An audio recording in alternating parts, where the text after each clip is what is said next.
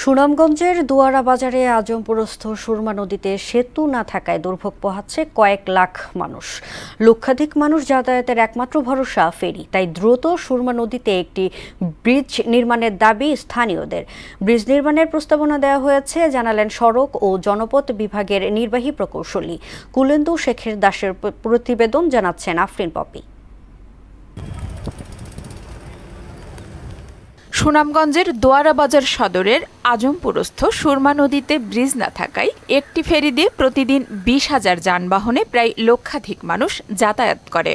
এছাড়া দোয়ারা বাজার ও ছাতক উপজেলার কয়েক লাখ মানুষ একটি সেতুর অভাবে চরম দুর্ভোগ পোহাচ্ছে।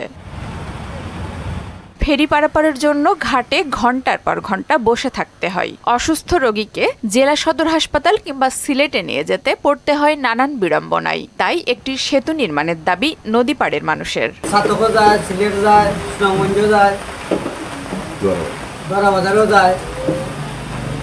এই রাস্তাটি চলাচল করে যারা এদিকে যায়। জেলা সদরের সাথে যোগাযোগের একমাত্র রাস্তা হচ্ছে এই রাস্তাটি, কিন্তু এখানে ব্রিজ না থাকার কারণে এখানে মানুষ যোগাযোগ করতে পারে না। প্রতিটা মানুষ দুর্ভোগ এবং কষ্টের মধ্যে এই ফেরি পারাপার হয়ে সুনামগঞ্জ, সিলেট, ঢাকা, ছাতক বিভিন্ন জায়গায় যায়।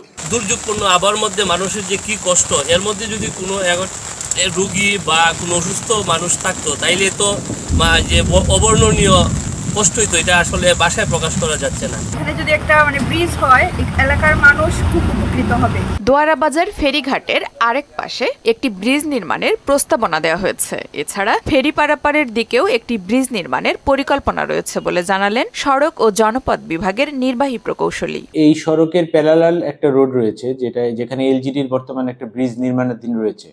তো ওই ব্রিজটা যখন চালু হয়ে যাবে তখন আমাদের ধারণা ম্যাক্সিমাম গাড়ি ঘোড়া ওদিক দিয়ে চলাফেরা করবে। তো সেক্ষেত্রে তখন হয়তো আর আমাদের ফেরিটির প্রয়োজন হবে না।